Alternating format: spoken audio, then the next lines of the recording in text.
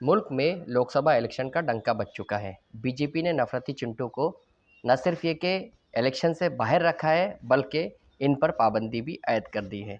Election commission के ये ऐलान के बाद के सियासी जमातें जो है मज़हब ज़ात पात के नाम पर वोट नहीं मांग सकती। तो ऐसी हिदायत के बाद जो है बीजेपी ने अब नफरती चिंटुओं पर पाबंदी आयद कर रखी है। बता दें आपको कि मालेगांव बम धमाकों की मुलजिमा साध्वी प्रज्ञा सिंह का टिकट जो है बीजेपी ने काटा है। दानिश अली को जो मज़हब के नाम पर ताना देने वाले और रकीक गालियाँ देने वाले रमेश भदौड़िया का टिकट जो है वो काटा गया है। और इसके साथ ही जो है बता दें आपको कि दिल्ली दंगे के बाद बाज़ाब्ता तौर पर एक तबके को यानी मुसलमानों पर निशाना बनाकर ये कहने वाले कि देश के गद्दारों को गोली मारो सालों को, उनका भी टिकट जो है बीजेपी ने काट दिया है। बता दें आपको कि बीजेपी ने जिस तरीके से नफ़रत से अपना सबक जो है वो सीखा था और नफ़रत के साथ जो है उन्होंने सियासत शुरू कर रखी थी, अब जो है नफ़रत की सियासत से वो बाज़ आती नज़र आ रही हैं, क्योंकि इलेक्शन कमीशन ने इस पर सख्ती की है और हिदायत जारी की है कि मज़हब के नाम पर कोई भी वोट नहीं मांग सकता।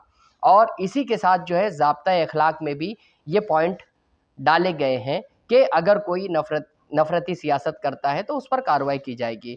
बता दें आपको कि इससे कब्ल जो है भोपाल से इलेक्शन लड़ने वाली साध्वी प्रज्ञा सिंह ठाकुर ने हेमंत करकर के खिलाफ कई तौहीन आमेज़ कलमात की अदायगी की थी। उन्हें जो है ऐसे अल्फाज से पुकारा था जो यहाँ मुनासिब नहीं है बताना आपको। बता दें आपको कि हेमंत करकरे वो शहीद अफ़सर है जिन्होंने न सिर्फ ये कि साध्वी प्रज्ञा सिंह ठाकुर को गिरफ्तार किया था, बल्कि इस नफ़रती चिंटू को जो है एक सबक भी सिखाया था।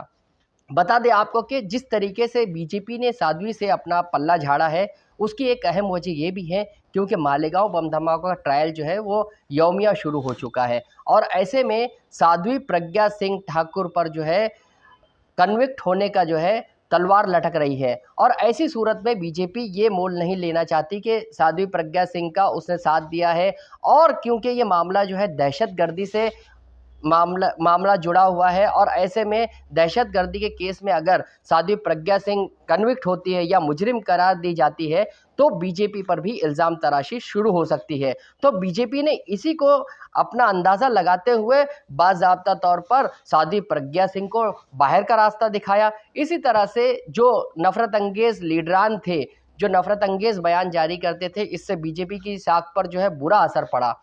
तो ये तजुर्बा और सर्वे करने के बाद जो है बीजेपी ने इन तमाम नफ़रत अंगेज़ लीडरों को बाहर का रास्ता दिखाया है।